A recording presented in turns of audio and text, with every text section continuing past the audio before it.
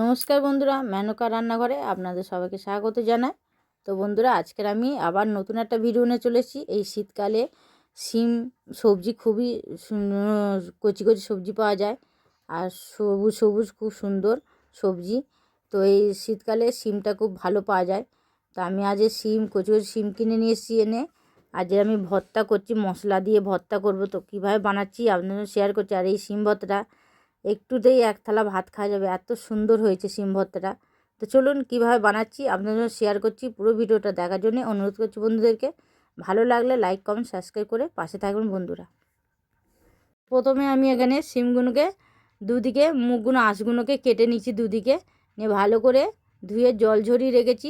খুব ভালো করে পরিষ্কার করে ধুয়ে নিতে হবে। আর একদম কচি কচি শিম দেখুন, এই যে মুখগুলো কেটাই ফেলে দিয়েছি শিরাগুলোকে, নাহলে ভাল লাগবে না। তো কড়াতে প্রথমে জল দিয়ে দিলাম, কড়াটা বসিয়ে দিয়েছি, দিয়ে জল দিয়ে দিলাম গ্যাসে বসিয়ে।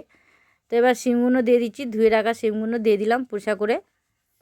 একদম কচি কচি শিমগুলো বাজার থেকে এসেছিলাম, এত সুন্দর দেখে লোভ লাগলো তো শিমগুলো নিয়ে নিলাম সঙ্গে সঙ্গে।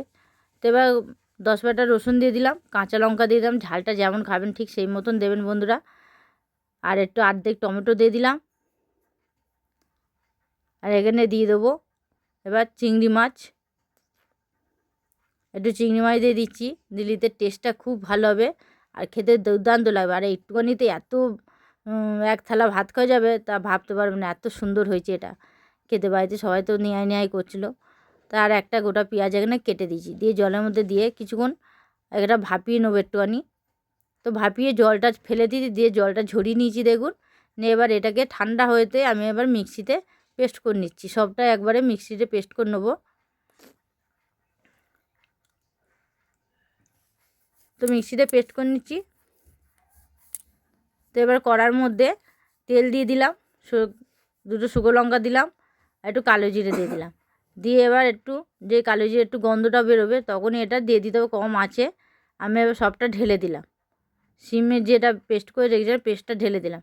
দিয়ে এবার নুন দিয়ে দিচ্ছি, হলুদ গুঁড়ো দিয়ে দিলাম, জিরে গুঁড়ো দিয়ে দিচ্ছি, একটু ধনে গুঁড়ো দিয়ে দিলাম, একটু লঙ্কার গুঁড়ো দিয়ে দিলাম। দিয়ে ভালো করে কম আঁচে এটাকে কষতে হবে। যত কষবেন তত দেখবেন এর টেস্টটা খুব ভালো হবে আর বাড়বে। আর শিমের যেন একটা ভ্যাপসা একটা গন্ধ থাকে, তাই জন্য শিমটা ভাপি নিলে গন্ধটা একদম থাকে না। তো এবার এই জন্যে আমি কম আঁচে এটাকে ভালো করে শিমটাকে কষে নিচ্ছি। খুব ভালো করে এটাকে একদম কষে কষে রান্না করে নিতে হবে। আর দুর্দান্ত হয়েছিল, আপনারা আশা করছি এটা পুরোটা দেখবেন বন্ধুরা। আর ভালো লাগলে লাইক কমেন্ট সাবস্ক্রাইব করে পাশে থাকবেন বন্ধুরা, যাতে আরও নতুন নতুন রেসিপি আপনাদের সাথে শেয়ার করতে পারি।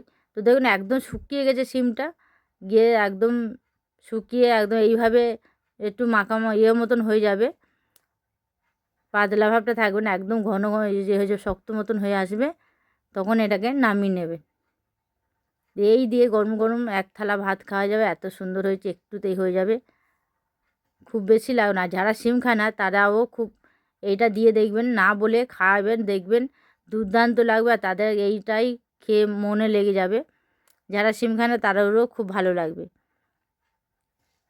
তো আমি নামিয়ে নিয়েছি, নিয়ে এবার দেখুন দেখাচ্ছি, গরম গরম ভাতে পরিবেশন করুন, দারুণ লাগবে খেতে, দুর্দান্ত।